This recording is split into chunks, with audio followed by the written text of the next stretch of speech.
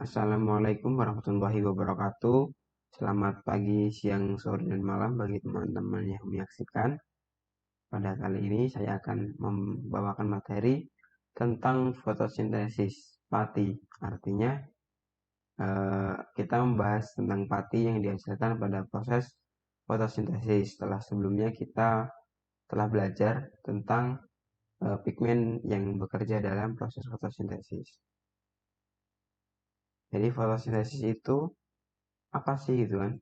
Nah, fotosintesis merupakan proses konversi cahaya atau energi sinar matahari pada kondisi alami dengan bantuan sistem pigmen menjadi energi kimia ATP dan NADPH yang dibutuhkan tanaman untuk memfiksasi karbon dioksida pada yang berasal dari udara ya dan air tentunya menjadi senyawa organik. Secara sederhana, fotosintesis dapat diartikan seperti itu. Fotosintesis nantinya akan menghasilkan glukosa atau gula yang disimpan dalam bentuk pati. Zat tepung atau pati tadi dari karbohidrat dengan suatu polimer senyawa glukosa yang terdiri dari dua komponen utama yaitu amilosa dan amilopektin. Jadi pati tadi disimpan dalam tanaman itu bukan berbentuk tepung ya tentunya, tapi dalam bentuk amilosa dan amilopektin. Kemudian karakteristik pati sendiri ya. Pati itu memiliki bentuk kristal bergranula yang tidak larut dalam air pada temperatur ruangan dan memiliki ukuran maupun bentuk tergantung pada jenis tanamannya. Jadi secara molekuler, pati itu berbentuk seperti kristal ya, bergranula dan itu sifatnya itu tidak larut dalam air pada temperatur ruangan. Sama seperti pati yang sudah diekstrak menjadi tepung, itu apabila kita masukkan ke dalam air tanpa kita beri perlakuan seperti diaduk ataupun dipanaskan, itu akan sulit larut. Kemudian pati ini sebagai polisakarida atau gula ya. Sakarida kan gula simpanan pada tanaman. Itu merupakan polimer yang secara keseluruhan itu terbentuk dari monomer-monomer glukosa. Tanaman sendiri atau tumbuhan menumpuk pati di dalam sebuah granula atau butiran di dalam struktur seluler yang disebut dengan plastida.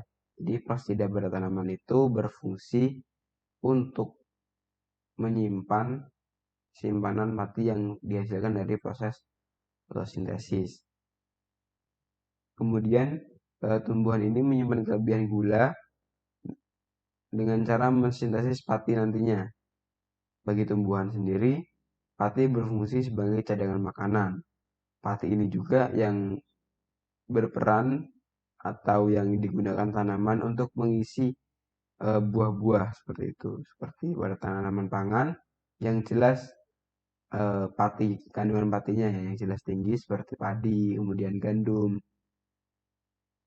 jagung, singkong, dan lain-lain. Pada bagian tanaman yang lain nantinya tanaman tersebut bisa mensintesis pati simpanan tadi menjadi energi apabila memang diperlukan oleh tanaman. Kemudian dari dua komponen penyusun pati tadi, amilosa dan amilopektin, ini terdapat perbedaan di antara keduanya. Dari segi struktur, amilosa itu membentuk 20-30% dari pati. Dengan amilopektin menyusun hingga 70-80%. Kemudian dari segi strukturnya, amilosa itu berbentuk rantai linear, rantai ikatannya. Ini pasti paham ya karena sudah belajar di kimia di SMA. Kemudian amilopektin itu memiliki struktur rantai yang bercabang. Sedangkan pada unit glukosanya atau jumlah glukosanya, amilosa itu mengandung 300 hingga beberapa ribu saja unit glukosa, sedangkan amilopektin bisa memiliki 2.000 hingga 200.000 unit glukosa. Dengan kelarutannya, amilosa itu biasanya tidak larut dalam air, sedangkan amilopektin itu umumnya larut dalam air. Pada tes iodin, diberi iodium, amilosa itu akan memberikan warna biru, sedangkan amilopektin akan memberikan warna coklat, kemerahan. Ini tadi merupakan gambar dari struktur pati. Amilosa adalah berbentuk struktur lantai linear, sedangkan amilopektin berbentuk rantai bercabang. Kemudian secara biologis, pati itu bisa digolongkan sebagai pati sementara dan pati simpanan. Pati sementara itu artinya pati yang baru saja dihasilkan dari proses fotosintesis itu kan tersimpan dulu di daun. Setelah itu pati akan dimobilisasikan oleh floem ke bagian-bagian tanaman dan sebagian lagi disimpan sebagai pati simpanan, dan ini umumnya disimpan di batang, akar, dan umbi ataupun buah. Ini merupakan contoh-contoh sumber pati yang umumnya dimanfaatkan oleh manusia. Ada beras atau berasal dari padi ya. Kemudian jagung, kentang, ada juga singkong, kemudian gandum.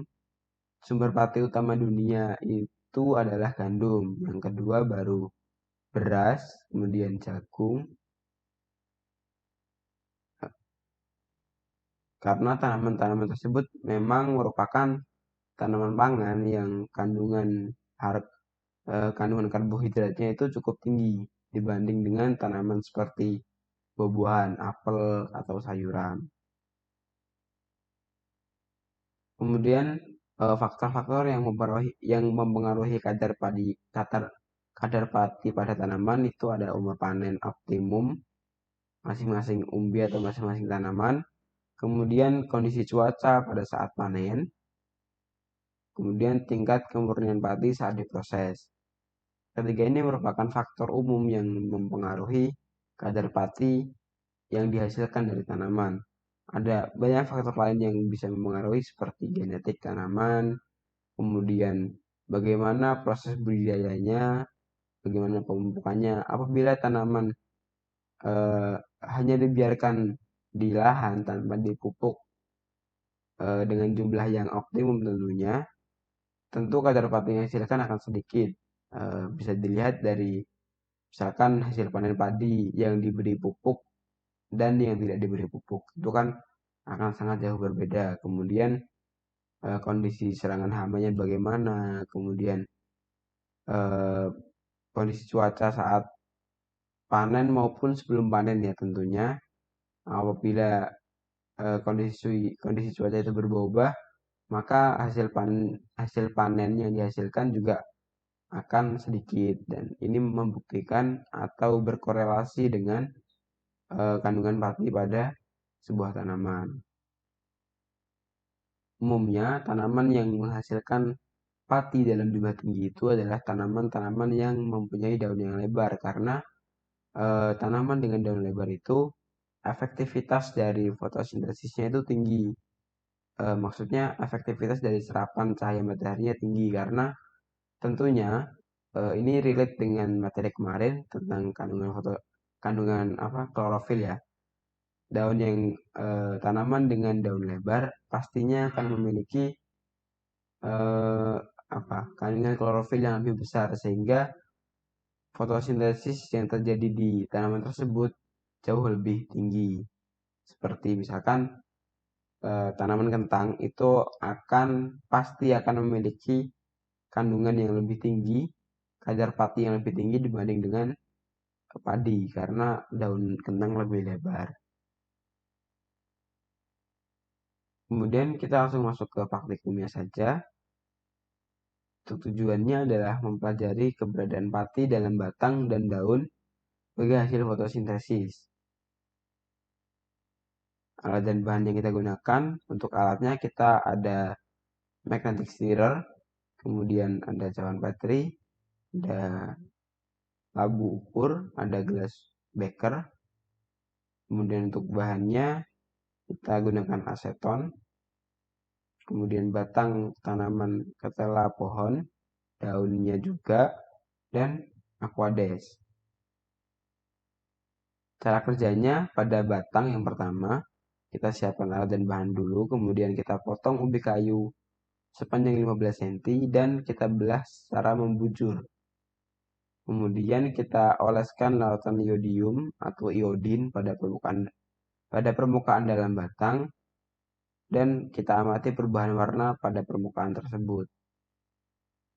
Setelah itu kita uji pada daun.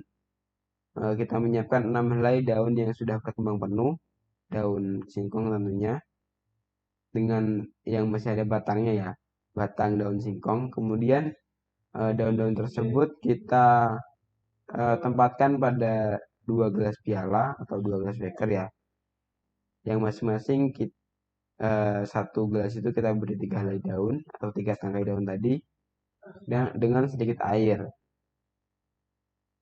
Kemudian kita berikan perlakuan di situ. Satu gelas kita tempatkan di luar ruangan, di matahari yang terkena sinar matahari maksudnya. Dan yang satunya lagi kita tempatkan di dalam ruangan tanpa sinar matahari. Kemudian kita biarkan selama minimal 15 menit. Setelah itu, setelah daunnya kita ambil, kita tiriskan dari gelas. Kita rendam dalam air mendidih, dalam gelas piala tentunya, hingga seluruh warna daun itu terekstraksi atau warnanya meluruh, hilang. Setelah itu, daun yang sudah direbus tadi kita tempatkan di tempat yang kering di gelas yang lain sampai menjadi kaku dan rapuh dalam cawan petri. Kemudian daun yang sudah rapuh tadi kita basahi lagi dengan air, dengan aquades untuk melemaskan daun kembali. Setelah itu daun yang sudah lemas tadi kita celupkan dalam larutan iodium dan kita amati perubahan warnanya. Kenapa dari yang daun ini harus kita jemur terlebih dahulu? Karena kita ingin mengetahui apakah daun yang dijemur itu dengan daun yang tidak dijemur terlebih dahulu itu berbeda kandungan partinya. Karena secara teori daun yang kita jemur terlebih dahulu dia akan meskipun daun tersebut sudah tidak menempel pada batang ataupun sudah tidak hidup lagi, daun tersebut masih bisa berfotosintesis sedikit lah. Jadi bisa dibilang seharusnya kandungan karbohidratnya itu, kandungan partinya itu sedikit meningkat di situ.